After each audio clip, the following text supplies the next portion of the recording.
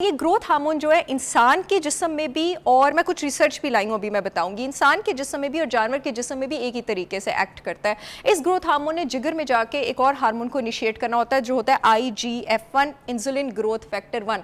अब ये insulin growth factor 1 अगर ज़रूरत से ज़्यादा बढ़ जाए फिजा, तो ये क्या करता है, इसका कैंसरस पोटेंशियल होता है। अच्छा। अगर ये ज़रूरत से ज़्यादा बढ़ जाए। GMO एक टाइम बम है जो आज से 20-25 साल बाद फटेगा, और एक बम फट चुका हुआ है आपके बच्चों में। हर दूसरा बच्चा ऑटिस्टिक है, हर लड़की इनफर्टाइल है, बांझ है, हर दूसरी लड़की PCOS का शिकार है। ये बम फट चुका है और ये टाइम बम 20 साल पहले क्रिएट हुआ था। GMO वाला जो बम है ना, वो भी अभी 20 साल बाद फटेगा। शहर क्या ऐसा किया है हमने ऐसा क्या किया है जो इतनी प्रॉब्लम्स हम फेस कर रहे हैं अपने बच्चों में। हमने गॉड मेड चीजें छोड़ के ना मैन मेड चीजों को बहुत ज्यादा अपना लिया। अब होता क्या है कि आपके पास ये रिसर्च की गई है, ये मैं नहीं कहती, ये ऑथेंटिक रिसर्च कहती है कि जब गाय को ये वाला इंजेक्शन दिया जाता है तो उसका इंसुलिन लाइक ग्रोथ फैक्टर 10% तक, 10%, सॉरी 10% नहीं 10% तक आपके पास इंक्रीज करता है। जब वो इंसान लेता है, इंसान का बच्चा लेता है, छोटा या बड़ा, वो कितने % तक इंक्रीज करता है, इस पर अभी रिसर्च नहीं आई। ये आज का टॉपिक बहुत सेंसिटिव था, वैसे भी जाहिर है मैं रोज पढ़ती रहती हूँ, लेकिन आज मैं खासकर पूरी रात इसको पढ़ के आई हूँ। दूसरी चीज, जब ये वाला फैक्टर गाय को दिया जाता है उसमें इन्फेक्शंस के चांसेस बढ़ते हैं। अदरवाइज भी जब गाय को ब्रीड किया जा रहा होता है उसमें इन्फेक्शन के चांसेस होते हैं, उसको डेली बेसिस पे कुछ एंटीबायोटिक्स की ज़रूरत होती है। लेकिन अब जब ये वाला इंजेक्शन दिया जाता है उसकी एंटीबायोटिक्स की ज़रूरत मजीद बढ़ जाती है। अब टिका के उसको डेली बेसिस पे एंटीबायोटिक्स लग रहे हैं। अब जब एंटीबायोटिक्स लग रहे हैं तो एक और फिनोमेना है उसके जिस्म में जो ज़्यादा हो जाएगा, वो भी मैं एक्सप्लेन करती हूँ, that is antibiotic resistance. Antibiotic resistance का मतलब ये है कि भाई मेरे जिस्म के जरासीमों को आदत हो गई है इन दवाइयों की, अब तुम डालते जाओ दवाइयों की फकियां, मैं जरासीम मैं नहीं मरूंगा इससे, ठीक है, क्योंकि मैंने इतनी एंटीबायोटिक ले ली है। ये फिनोमिनन इंसानों में भी होता है। आपने कुछ लोगों को देखा है ना जो इतनी ज्यादा एंटीबायोटिक्स खाते हैं कि एक दिन फिर उनको असर करना चली जाती है। ये एंटीबायोटिक रेजिस्टेंस होती है। और ये एंटीबायोटिक रेजिस्टेंस क्यों होती है? जब इंसान या जानवर के जिस्म में कुछ रेजिस्टेंट स्ट्रेन्स जो हैं उनकी ग्रोथ बढ़ जाए, ऊपर हो जाए, यानी अब मजीद बैक्टीरिया आपके पास बढ़ रहा है, ऊपर हो रहा है। अच्छा, ये एंटीबायोटिक उनको देना क्यों पड़ता है? अब गाय में ऐसी कौन सी इन्फेक्शन होती है, सारे मेरे पीछे पड़ जाएंगे इस शो के बाद। गाय में जो इन्फेक्शन अल्लाह मालिक है, अल्लाह मालिक है, इसलिए तो आपको बुलाया, बोले अल्लाह वाली। गाय में जो इन्फेक्शन हो जाती है वो हो जाती है आपके पास मेस्टाइटिस। मेस्टाइटिस ऐसी इन्फेक्शन है जो औरत में भी हो सकती है, यानी जिस ग्लैंड से वो दूध निकालती है ना, उसकी सोजिश, सोजिश को मेडिकल लैंग्वेज में कहते हैं आइटिस। मेस्टाइटिस उस दूध निकालने वाले ऑर्गन की सोजिश हो जाती है। अब उस मेस्टाइटिस को नीचे रखने के लिए, ताकि वो ज्यादा दूध निकालती जाए, एंटीबायोटिक्स देते जा रहे होते हैं। अगेन मैं ये बात क्लियर करती चलूं कि इसको किस फ्रीक्वेंसी से दिया जा रहा है इंजेक्शन को, ये मेरे नॉलेज में नहीं है। और इंसान में ये इंसुलिन लाइक ग्रोथ फैक्टर किस तरह बढ़ाता है ये भी मेरे नॉलेज में नहीं है। लेकिन ये मेरे नॉलेज में जरूर है कि जो रिसर्चेस हैं वो ये कहती हैं कि जो लोग इंजेक्शन वाले दूध कंज्यूम करते हैं उनमें हार्मोनल चेंजेस भी ज्यादा आती हैं, उनमें कैंसर के चांसेस भी आपके पास ज्यादा हैं। अब दूसरा खतरा क्या एसोसिएटेड, एक खतरा तो मैंने बता दिया इंजेक्शन वाला, दूसरा आपके पास जो GMO फीड दिया जाता है। आपको पता है ये फार्म्स में गायों को और मुर्गियों को जो हमारी पोल्ट्री खाने के लिए तैयार हो रही होती है, इसको कॉर्न और सोय दिया जाता है। इसमें भी एक बड़ी खतरनाक किस्म की मॉडिफिकेशन, क्या होता है? कॉर्न और सोया ये जानवरों की फीड में इंक्लूडेड होता है। अच्छा। ये दिया जाता है। अब इसको भी जेनेटिकली, मैं चाहती हूँ सबको पता हो ये क्या चीज है GMO, इसको भी जेनेटिकली मॉडिफाई किया जाता है।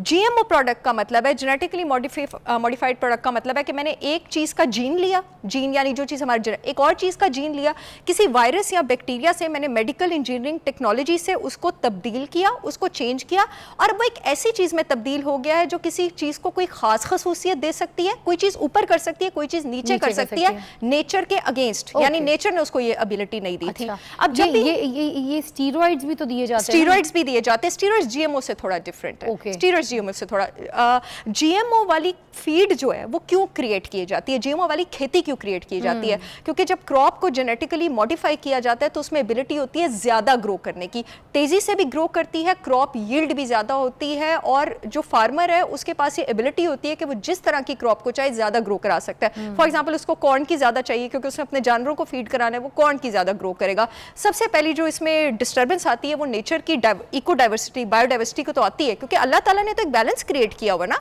ये अल्लाह ताला की तरफ से तो हुक्म नहीं है कि ये वाली क्रॉप ज्यादा और ये कम हो, नहीं। बशर्ते सिवाय इसके कि जिसकी अल्लाह ताला ने कम ज्यादा डिसाइड किया। अब जब इंसान ये करता है बायोडाइवर्सिटी तो डिस्टर्ब होती है। उसके साथ साथ आपके पास ये जो जेनेटिक मॉडिफिकेशन थी, जो जानवर इसको खाता है, वो उसके जिस्म में जाती है। अगेन ये मैं नहीं कहती, ये रिसर्चेस कहती हैं कि जीएमओ फीड डॉक्यूमेंटेड एलर्जीज भी ज़्यादा करती है, न्यूट्रिशन की कमी भी ज़्यादा करती है, कैंसर भी ज़्यादा करती है, इम्यून सिस्टम को भी नीचे लेके जाती है। अब जब इस जीएमओ फीड का खाया हुआ वो इंसान खाएगा तो वो इंसान के जिस्म में भी ये प्रॉपर्टीज आएंगी। यही फिजा वो टाइम बॉम्ब है जो मैं आपको कह रही हूँ 20 साल बाद फटेगा। ऑटिज्म वाला फट चुका है, अब हर तीसरा चौथा बच्चा ऑटिस्टिक है, खास करके लड़के। देखिए एक दिन देखिएगा जब हम बूढ़े हो रहे होंगे, इस पे रिसर्च आएगी कि लड़के ऑटिस्टिक ज्यादा क्यों हैं। ये बात आज मैं ऑन एयर कह रही हूँ और ये आएगी एक दिन रिसर्च, लड़के ज्यादा ऑटिस्टिक हो रहे हैं। तो पीसीओएस वाला दोबारा से एक बार डिटेल दोबारा बताएं, मुझे लगता है ये आवाम बार बार सुने तो ठीक हो। लड़के ही क्यों होंगे आने वाले दिनों में, ये जितने लड़के इनको ये प्रॉब्लम रिसर्च पड़ गई है। होगी। I don't have this answer but Fiza because मेरी प्रैक्टिस माशाल्लाह इस वक्त 26 मुल्कों में चल रही है, तो डिजिटल कंसल्टेंसी भी और लाइफ भी, तो लड़के ज़्यादा ऑटिस्टिक हैं, डेली ऑटिस्टिक लड़के ज़्यादा आ रहे हैं आपके पास। ये एक दिन होनी है research, you know I keep thinking about it. PCOS वाला टाइम बम भी आप ये कह लें कि जब मैं 12-13 साल की थी ना, तब ये टाइम बम प्लॉट हो गया था और अब ये फट गया। अब आप यकीन करें। अच्छा, अब आप कहती हैं कि ये क्या चीज़ खाने से ज़्यादा पीसीओएस और ये सारी चीज़ें जो हैं, जंक फूड और जीएमओ जितने भी जेनेटिकली मॉडिफाइड, अगर आप वो वाली पोल्ट्री लेंगे जिसने जीएमओ वाला खाना खाया हुआ, वो आपके जिस्म में आएगा, आपको हार्मोनल इश्यूज होंगे। कैसे चलेगा कि ये हमने जीएमओ खाया? अगेन देन अच्छा, अब जब मैं ट्रेवल करती हूँ ना, मैं बाहर जाती हूँ, वहाँ पे जाके पहचानना थोड़ा आसान है, बिकॉज वो आपके पास, आप भी रिलेट कर सकेंगी, अंडों के ऊपर भी लिखा होता है cage free, free range, pasture raised, और आपके पास मुर्गियों के ऊपर भी लिखा होता है। और अच्छा, फिर डब्बों में भी लिखा होता है GMO verified, non GMO verified, यानी आपको पता है कि जो नॉन जीएमओ है, मैं ये वाला प्रोडक्ट उठा सकता हूँ। हमारे पास बहुत ही कम ग्रोसरी स्टोर्स हैं जिसमें ये चीज़ अवेलेबल है, और अगेन अवाम के पास जो है वो नॉलेज भी नहीं है।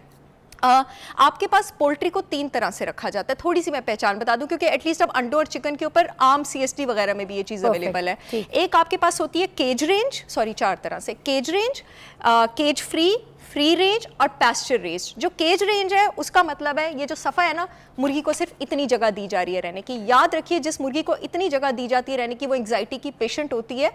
This is not a joke, मुर्गी एंग्जाइटी की पेशेंट हो तो आप हेल्दी नहीं हो सकते हैं जी, बिल्कुल। और अगर आपके पास केज फ्री लिखा हुआ है, इसका मतलब है कि मुर्गी को इतनी जगह नहीं दी जा रही है। The hen is allowed to go in the barn but it's not comparatively free, लेकिन उस बार्न में और बहुत सारी मुर्गियां क्राउडेड होंगी। ये हो गई दूसरी, ये भी नहीं आपने खरीदनी।